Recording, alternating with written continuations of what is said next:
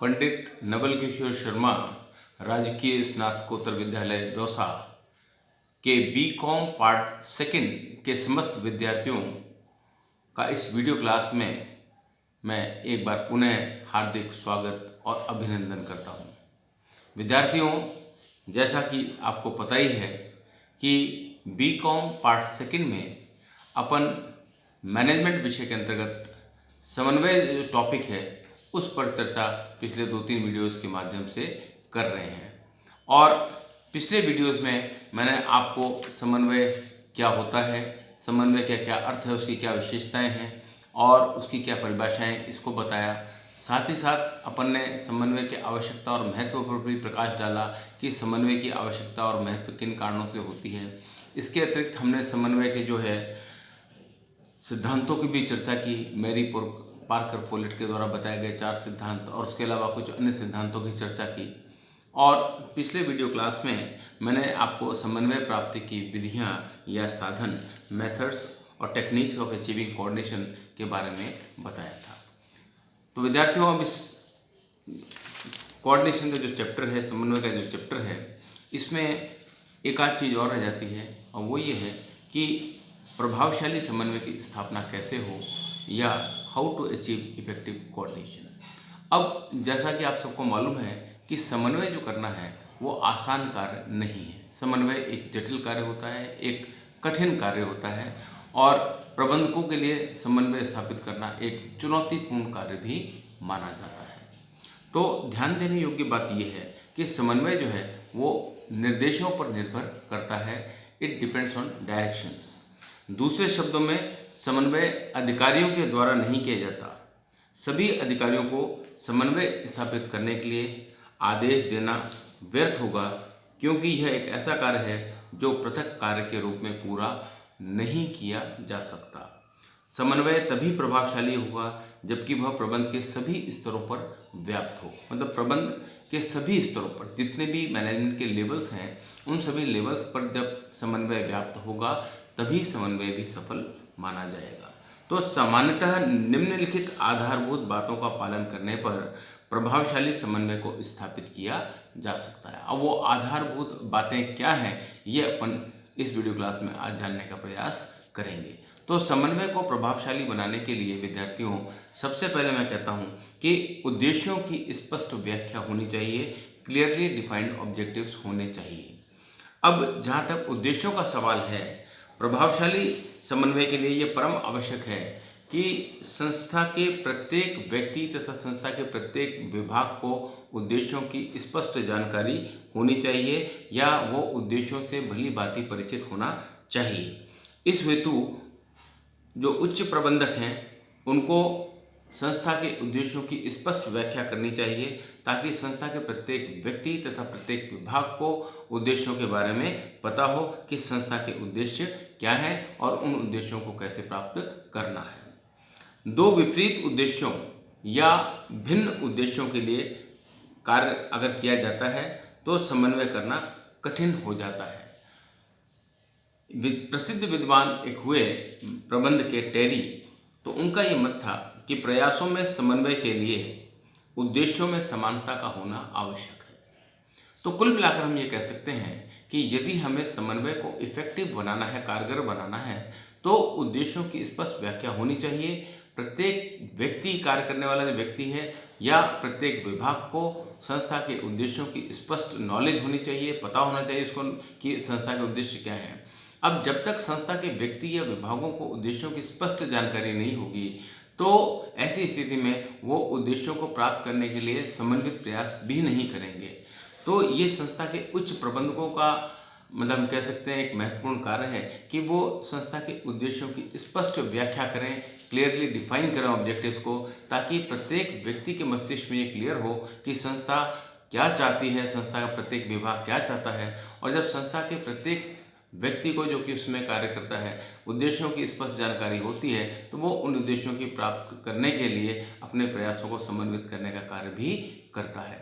तो ये उद्देश्य जो है ये किसी भी संस्था के लिए बड़े इंपॉर्टेंट हैं। जैसा कि अपन ने मैनेजमेंट बाय ऑब्जेक्टिव, मैंने आपको पहले एक वीडियो क्लास में पढ़ाया है कि मैनेजमेंट बाय ऑब्जेक्टिव भी ये कहता है कि उद्देश्यों को यदि प्राप्त करना है तो प्रत्येक व्यक्ति तथा प्रत्येक विभाग को उद्देश्यों की स्पष्ट व्याख्या होनी चाहिए। अगर उद्देश्य इस प्रकार के हैं कि जो इल्यूजरी हैं, भ्रामक हैं, लोगों को समझ में नहीं आ रहे हैं, तो ऐसे उद्देश्यों को प्राप्त करना कठिन ही नहीं, मुश्किल भी हो जाता है।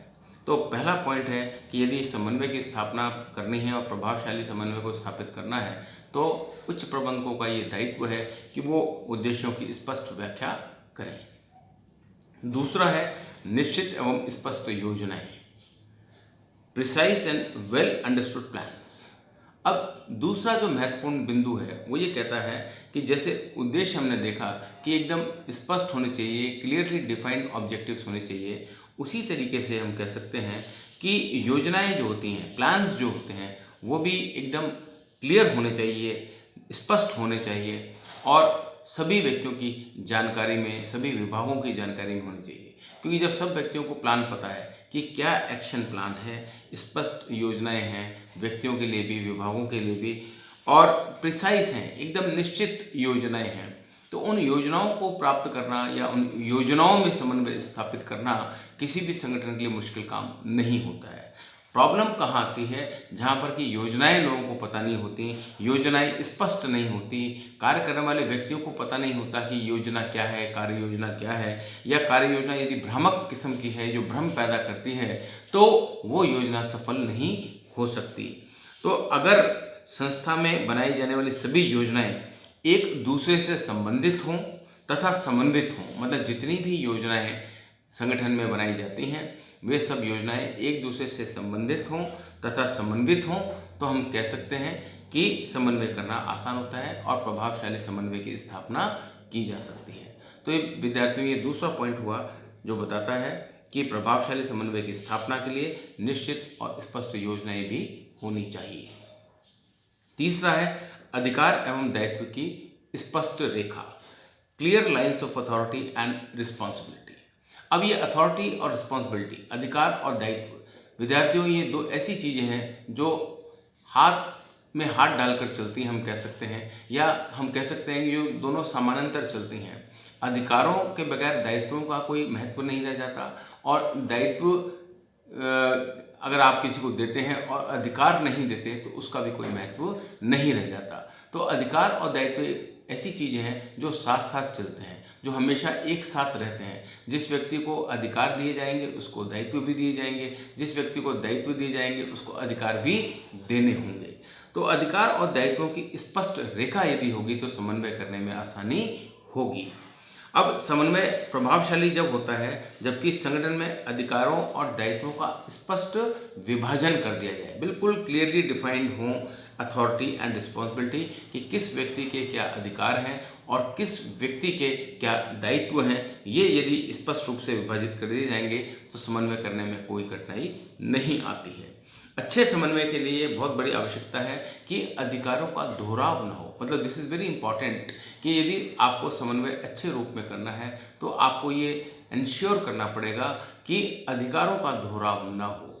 मतलब यदि आपके जो राइट्स हैं वो राइट्स जो हैं या जो आपकी अथॉरिटी जो है, अथॉरिटी का दोहराव ना हो। जहाँ पर अथॉरिटी या अधिकारों का दोहराव होगा वहाँ समन्वय करने में बहुत मुश्किलें आने वाली हैं, क्योंकि प्रत्येक व्यक्ति अपने अधिकारों का प्रयोग करेगा और अपने अधिकारों को प्रयोग करते हुए समन्वय करने का प्रयास करेगा। तो मेन बात यह है कि अधिकार और दायित्वों की यदि स्पष्ट रेखा होगी और यदि अधिकारों का दोहराव नहीं होगा तो हम निश्चित रूप से कह सकते हैं कि समन्वय किया जा सकता है और प्रभावशाली समन्वय की स्थापना की जा सकती है। चौथा है विद्यार्थियों उचित संगठन संरचना। अब जो उचित संगठन संरचना जो है, प्रॉपर ऑर्गेनाइजेशन स्ट्रक्चर, ये भी किसी संगठन में समन्वय स्थापित करने के लिए हम कह सकते हैं कि बहुत ज़रूरी है। अगर संगठन संरचना इस प्रकार की है कि जिसमें कार्य एक विभाग से दूसरे विभाग में आसानी से किए जा सकते हैं तो वो संगठन संरचना अच्छी मानी जाती है। अच्छी संगठन संरचना एक बहुत बड़ी सीमा तक समन्वय में भी सहायक होती है। इसलिए कई विद्वानों ने ये कहा है कि संगठन संरचना समन्वय की समस्याओं को ध्यान में रखकर ही बनाई जानी चाहिए। मतलब कुछ विद्वानों का तो मत ये है कि जो संगठन संरचना का निर्माण हो वो संगठन संरचना का निर्माण समन्वय की समस्याओं को ध्यान में रखकर ही किया जाए ताकि समन्वय की समस्या पैदा ही न हो। विभागों के समूह इस प्रकार बनाए जाएं, विभाग जो आपके विभिन्न हैं उनके समूह भी इस प्रकार से बनाए जाएं या बनाए जाने चाहिए कि कार्य एक विभाग से दूसरे विभाग को निर्बाध गति से मिलते रहे। मतलब आप जो कार्यों का लिए जो विभाग बनाते हैं, विभागीकरण करते हैं, तो वो विभागीकरण भी इस प्रकार से किया जाए कि एक कार्य एक विभाग से कार्य क्रमशः दूसरे विभाग को मिलते रहें। इस संबंध में यह भी ध्यान रखना आवश्यक होगा कि बहुत अधिक विशिष्टीकरण अनावश्यक रूप से समन्वय की समस्या को बढ़ा देगा। जैसे हम जानते हैं विद्यार्थियों कि ये आज का जो ज़माना है, मॉडर्न ज़माना, इसमें कार्य का विभाजन विशिष्टीकरण के हिसाब से किया जाता है और आमतौर पर सभी संगठनों में विशिष्टीकरण का बोलबाला है। लेकिन विशिष्टीकरण के फायदे तो बहुत हैं, लेकिन एक हानि ये है कि यदि बहुत अत्यधिक या बहुत अधिक विशिष्टीकरण को अपनाया जाएगा तो वो अनावश्यक रूप से समन्वय की समस्या को बढ़ा देगा। तो उचित संगठन संरचना यदि आपने बनाई है, आपका जो ऑर्गेनाइजेशन स्ट्रक्चर है वो इस प्रकार का है कि समन्वय करने में आसानी हो, तो ऐसा ऑर्गेनाइजेशन स्ट्रक्चर आपको बनाना चाहिए। पांचवा है कुशल संदेशवहन व्यवस्था, इफेक्टिव कम्युनिकेशन सिस्टम। अब जो इफेक्टिव कम्युनिकेशन है या कुशल संदेशवहन है, इसका अपन ने सिद्धांतों में भी चर्चा किया था और अपन ने इसमें भी चर्चा की थी कि हम कोऑर्डिनेशन को कैसे प्राप्त कर सकते हैं, प्राप्ति की विधियां क्या हैं, उसमें भी अपन ने संदेशवहन की बात की थी। और आज हम फिर तो संदेशवहन की बात कर रहे हैं कि अगर आपको समन्वय अच्छे या प्रभावी तरीके से स्थापित करना है संगठन में, तो कम्युनिकेशन सिस्टम बहुत स्ट्रांग होना चाहिए और जो आपकी संदेशवहन की व्यवस्था है वो बहुत सुदृढ़ होनी चाहिए।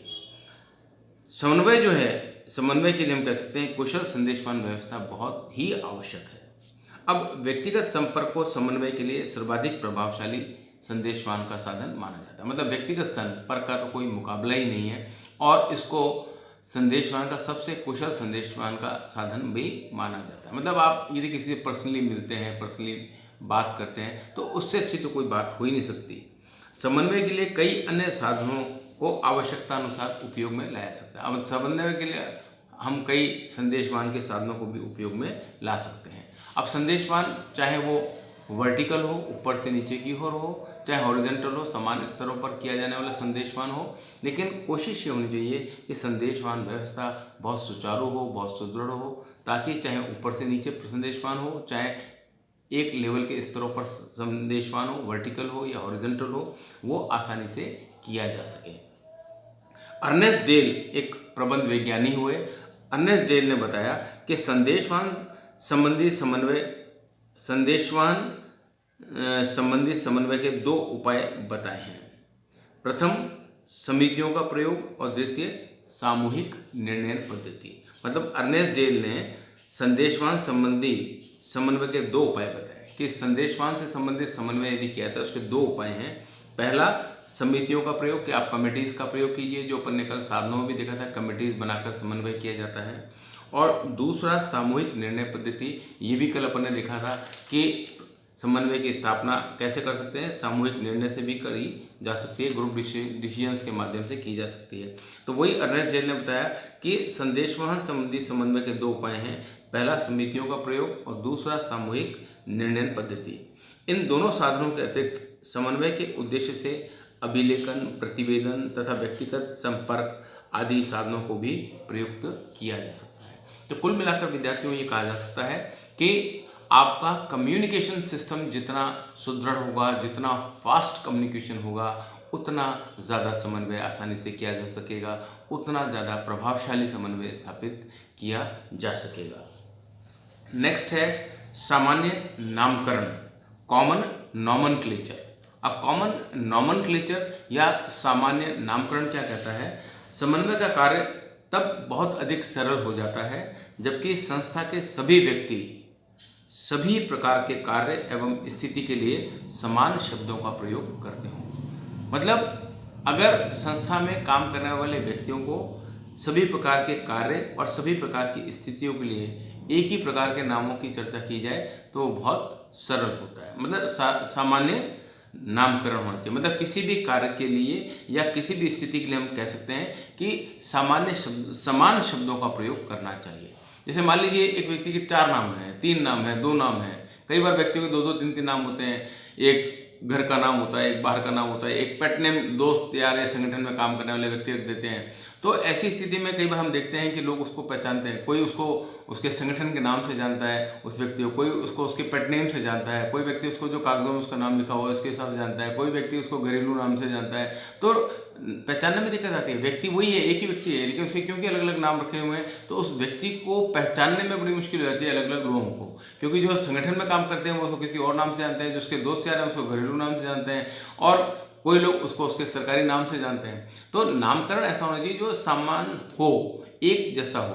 तो यदि समन्वय का कार्य सरल करना है तो संस्था के सभी व्यक्ति समान प्रकार के कार्य एवं स्थिति के लिए समान शब्दों का यदि प्रयोग करें, सामान्य नामकरण हो, तो वो बहुत अच्छी स्थिति मानी जाती है। नेक्स्ट है समूह में कार्य इच्छा, वॉलेंट्री टीम वर्क। अब समन्वय के लिए महत्वपूर्ण आवश्यकता यह भी है कि समूह में कार्य इच्छा से किया जाए।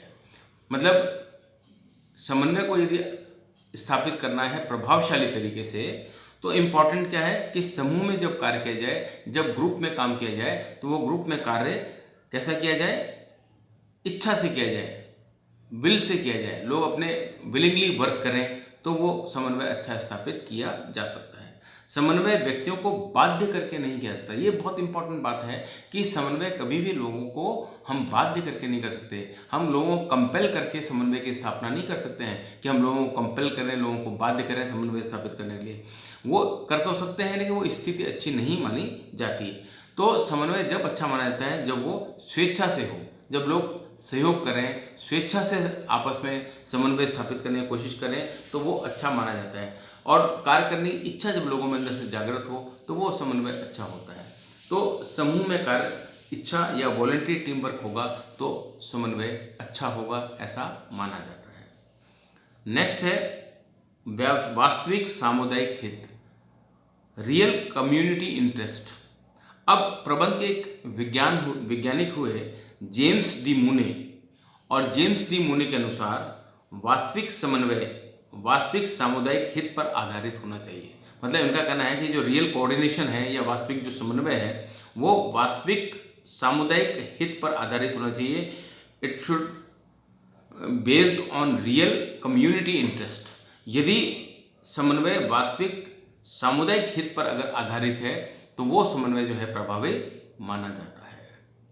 नेक्स्ट है कुशल नेतृत्व के द्वारा समन्वय, कोऑर्डिनेशन थ्रू लीडरशिप। तो ये अपन ने कल भी पढ़ा था सिद्धांतों में कि एक सिद्धांत था नेतृत्व का सिद्धांत। तो कुशल नेतृत्व के द्वारा भी प्रभावशाली समन्वय की स्थापना की जा सकती है। समन्वय को नेतृत्व से वैसे भी हम देखते हैं अलग करना कठिन है। मतलब हम समन्वय को नेतृत्व से अलग नहीं कर सकते क्योंकि नेता ही समन्वय बैठाने का काम करते हैं। इसलिए हम कह सकते हैं कि एक के बिना दूसरे का अस्तित्व संभव नहीं है या असंभव है। वास्तव में समन्वय प्रभावशाली नेतृत्व के द्वारा ही प्राप्त किया जा सकता है। तो कुशल नेतृत्व के द्वारा भी समन्वय किया जा सकता है, कोऑर्डिनेशन थ्रू लीडरशिप होता है। और लास्ट है विद्यार्थियों उचित समय या प्रॉपर टाइमिंग। अंतिम किंतु अत्यंत महत्वपूर्ण बात यह है कि प्रभावशाली समन्वय तभी उपयुक्त होगा जबकि उचित समय में स्थापित किया जाए। मतलब समन्वय, इसको हम लास्ट पॉइंट तो कह रहे हैं, but this is the last point, but this is not the least point. ये भी बड़ा इंपॉर्टेंट है और मैं कहता हूँ कि सबसे बड़ी इंपॉर्टेंट बिंदु ये है कि उचित समय पर या प्रॉपर टाइम पर समन्वय किया जाना चाहिए। तो अंतिम बात जरूर है, लेकिन सबसे इम्पॉर्टेंट है कि समय अगर समन्वय तभी उपयुक्त होगा जबकि उचित समय में स्थापित किया जाएगा। कई बातों के लिए समय जो है वो एक समय का एक क्षण भी बहुत महत्वपूर्ण होता है। कई बार ऐसा देखने में आता है कि एक एक क्षण जो होता है समय का वो भी बहुत महत्वपूर्ण होता है। अतः समन्वय में समय तत्व को महत्वपूर्ण तत्व समझना चाहिए। मतलब समन्वय को यदि करना है और प्रभावशाली समन्वय की स्थापना करनी है तो उसमें समय तत्व को बहुत महत्व देना चाहिए, समय तत्व को महत्वपूर्ण तत्व समझना चाहिए, तभी प्रभावशाली समन्वय की स्थापना की जा सकती है। तो विद्यार्थियों, ये मैंने आपको 10 पॉइंट्स बताए जो कि प्रभावशाली समन्वय की स्थापना के लिए ज़रूरी हैं। These are the points which are important for achieving effective coordination. आपकी सुविधा हेतु मैं इन 10 पॉइंट्स को केवल पॉइंट्स के रूप में आपको एक बार पुनः बता देता हूं कि यदि आपको प्रभावशाली समन्वय की स्थापना करनी है तो उसके लिए उद्देश्यों की स्पष्ट व्याख्या करनी होगी, क्लियरली डिफाइंड ऑब्जेक्टिव्स। दूसरा, निश्चित एवं स्पष्ट योजनाएं, precise and well understood plans. तीसरा, अधिकार एवं दायित्व की स्पष्ट रेखा, clear lines of authority and responsibility. चौथा, उचित संगठन संरचना, प्रॉपर ऑर्गेनाइजेशन स्ट्रक्चर। पांचवा, कुशल संदेशवान व्यवस्था, इफेक्टिव कम्युनिकेशन सिस्टम। छठा, सामान्य नामकरण, कॉमन नॉमनक्लेचर। सातवां, समूह में कार्यइच्छा, वॉलंटरी टीम वर्क। आठवां, वास्तविक सामुदायिक हित, रियल कम्युनिटी इंटरेस्ट। नवा, कुशल नेतृत्व के द्वारा समन्वय, कोऑर्डिनेशन थ्रू लीडरशिप। और 10वां और अंतिम, last but not the least, उचित समय या प्रॉपर टाइमिंग। तो ये 10 पॉइंट हैं जो कि प्रभावशाली समन्वय की स्थापना के लिए ज़रूरी हैं। तो विद्यार्थियों, आज के इस वीडियो को मैं इसी पॉइंट पर समाप्त करता हूं और अगले वीडियो में अपन समन्वय के अंतिम बिंदु पर पहुंचेंगे, वो है समन्वय की सीमाएं। तो आज अपनी बात यहीं समाप्त करता हूं। धन्यवाद।